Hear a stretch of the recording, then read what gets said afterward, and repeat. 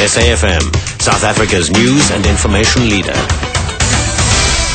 Thank you, Nancy. Top stories: Motshekga disappointed at inland schools and Italian divers suspend their search of the capsized cruise liner. Good afternoon.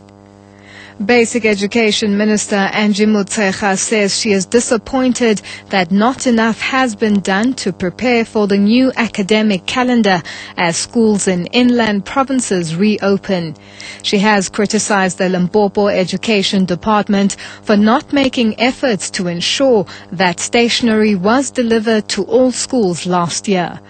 Motshekga paid a surprise visit to Hleketani Primary School in Belabela, Limpopo, where stationery was delivered before her arrival. She says the department will check whether the required stationery has been delivered to all the schools. Motshekga has also been checking on the progress made at schools since the introduction of the annual National Assessment Program. Education is one of the 5 departments that are under administration in Limpopo. The Northwest Transport Department says it is not aware that 400 learners of the Krommelenburg Combined School in Christiana are stranded. Lessons have not commenced and only 40 learners have managed to go to school.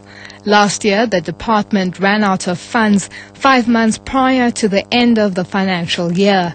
As a result, some service providers were not paid. Departmental spokesperson Machube Mfulwe. We will investigate exactly what the issues are and how we can correct that situation. But with regards to payments, I can assure you that as we speak, a number of invoices, that means claims from service providers for money owed to them dating back to August last year, all those claims are being captured and processed and paid. The country's inflation has remained stable for the month of December 2011. Statistics South Africa has reported that consumer price inflation has remained unchanged at 6.1% year-on-year. This is slightly above the Reserve Bank's upper end of the 3 to 6% target range. It's also slightly below economists' forecast. Pan-African investment economist Iraj Abedian. The economy on the expenditure side is also stabilizing, and there isn't much pressure on the consumer side. However, there are key drivers of inflation at the moment, and food remains a major contributor to the higher inflation if you compare it with 2010, 2009. Petrol, the dollar price of oil, which is high due to the geopolitical conditions in the Middle East. The World Wildlife Fund says the battle against rhino poaching must be fought in the marketplace in Asia and not only in game parks of South Africa.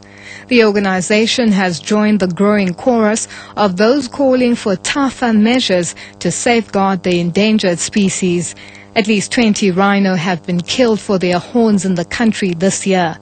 WWF Chief Executive Officer Monet du Plessis has welcomed government's announcement that it will be signing a memorandum of understanding with China, Vietnam and Thailand to prevent global trade of rhino horns.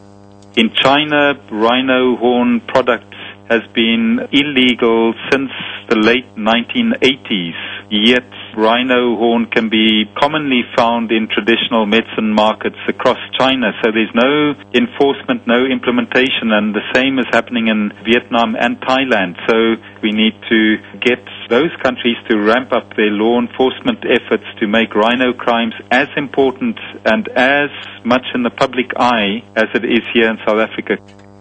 The Communications Workers Union has welcomed the appointment of the SABC's new Group CEO, Lulama Mokobo.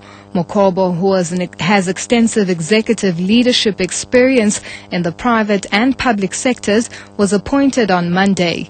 She was previously SABC Group Executive for Public Broadcasting Services. CWU spokesperson Matankane Mutapo.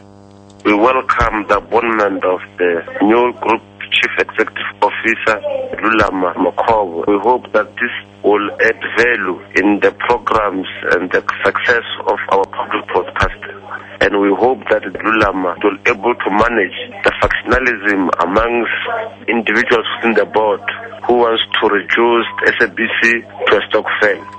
And finally, further afield, Italian divers have suspended their search of the capsized cruise liner Costa Concordia after the vessel shifted slightly on its resting place near the Tuscan island of Giglio. Italian fire services say the massive vessel shifted a few centimeters. This poses a threat to diving teams operating in the submerged spaces of the ship. 11 people have been confirmed dead. There were 8 South Africans aboard and they've all been accounted for. Recapping the top story, Basic Education Minister Angie Motshekga says she is disappointed that not enough has been done to prepare for the new academic calendar as schools in inland provinces reopen.